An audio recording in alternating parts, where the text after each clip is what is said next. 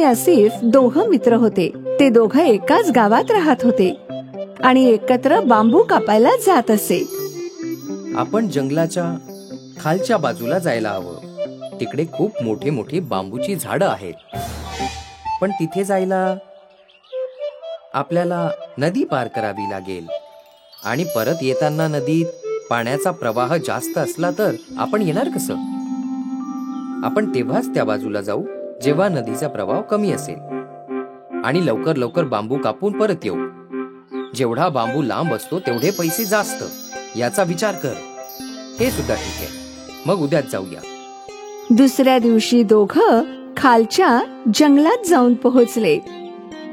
इथे किती मोठे मोठे बांबू आहेत आणि लांबही. व्यापारी यांचे चांगले पैसे देतील. हो, चांगले बांबू मिळाल्यामुळे दोघे खूप आनंदात होते. त्यांनी ते बांबू त्यांच्या गावात आणले. वा वा, खूप दिवसांनी असे बांबू पाहिले आहेत. आता यांची किंमतही चांगली द्या. हो हो, एका बांबूचे 200 रुपये. तुम्ही दोघांनी 5 बांबू आणले आहेत. त्याचे झाले 1000. 1000 मिळाल्यामुळे दोघे खूप आनंदात होते. ते पैसे दोघांनी आपसात वाटून घेतले. रोज लहान लहान बांबूंची फक्त 300 रुपयांची कमाई होत होती. आज 500 रुपयांची झाली आहे. आता आपण नेहमी जंगलाच्या खालच्या भागातच जाऊ. हो. त्या दिवसानंतर ते दोघं नदी पार करूनच बांबू आणत असत आणि व्यापारी पण त्यांना चांगले पैसे देत असे. एकदा दोघं जायला निघाले. भाई, आईने सांगितले की बाजारातून काही मसाले आणि तांदूळ आणायचे आणि मला पनीरही घ्यायचंय.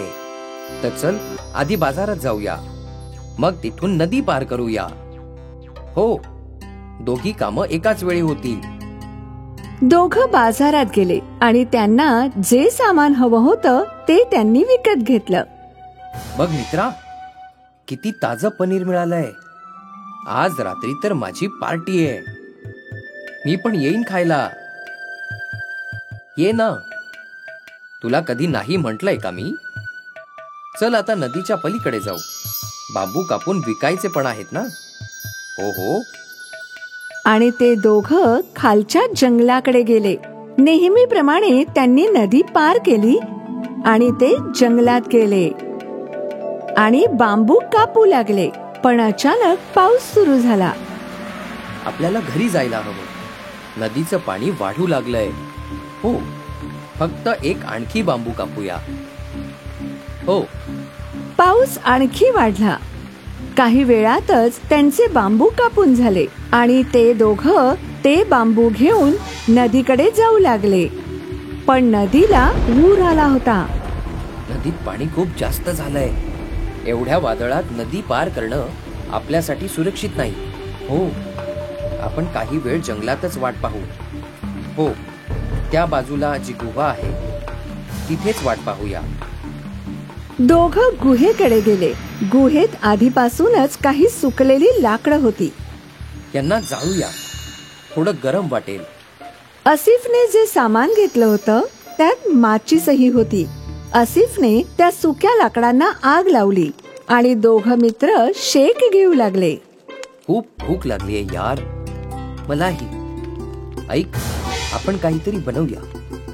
नाहीतरी थोडं सामान आपल्याकडे आहेच ना. पण आपण कसं बनवणार? आपल्याकडे तर भांडी पण नाहीयेत.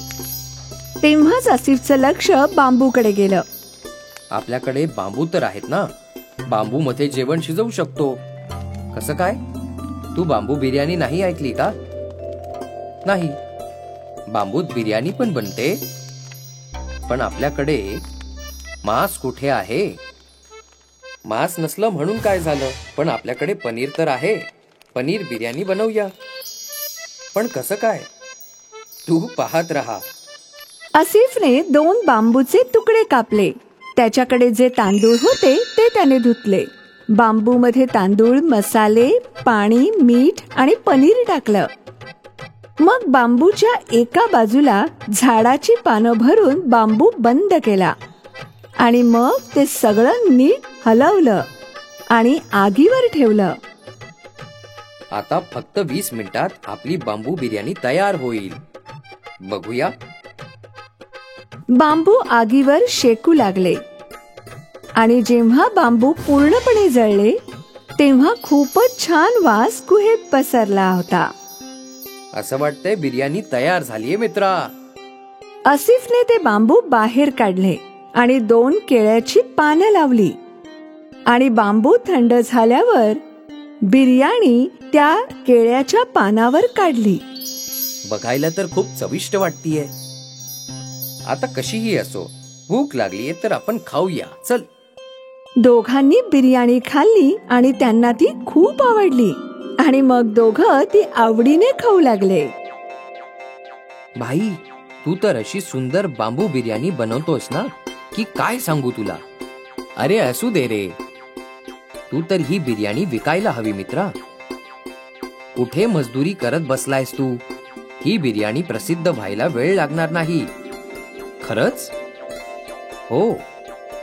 तू म्हणत असशील तर सोबत ढाबा पण उघडूया आपण. हो हो, का नाही. जेव्हा पाऊस थांबला, नदीचं पाणी कमी झालं तेव्हा दोघं बांबू घेऊन त्यांच्या गावी आले. पण आज त्यांनी बांबू विकले नाहीत.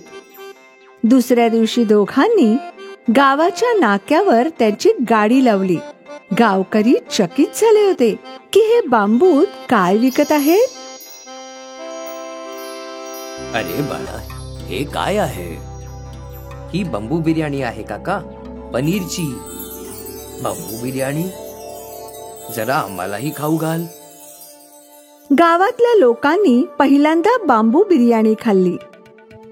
अरे वा, काय कमालीची चव आहे आसिफ भाई. अशी बिर्याणी आयुष्यात खाल्ली नव्हती मी. मजा आली. आसिफ आणि सुनीलची बांबू बिर्याणी गावात प्रसिद्ध झाली. ग्राहक रांगा लावून बांबू बिर्याणी खायला येऊ लागले.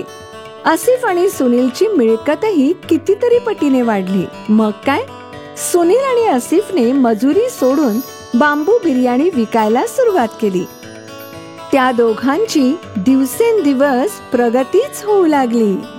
लांबून लांबून लोक त्यांची बांबू बिर्याणी खायला येऊ लागले आणि पाहता पाहता त्यांचं गावात मोठं हॉटेल झालं आणि दोघे श्रीमंत झाले. कधी वाटलंच नव्हतं की कधी असं सुद्धा होईल. मलाही अजिबात वाटलं नव्हतं.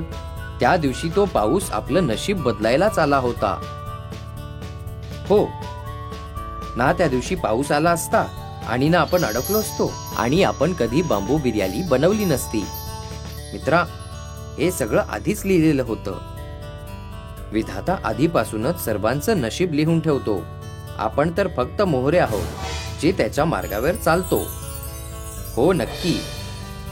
बांबू बिर्याणीने आसिफ आणि सुनीलचं नशीब बदललं आणि त्या दोघांना आयुष्यात मोठी गोष्ट कळली. संकटातच नवीन मार्ग सापडतो आणि कोणी सांगावं नशीब कधी कुठे वळेल.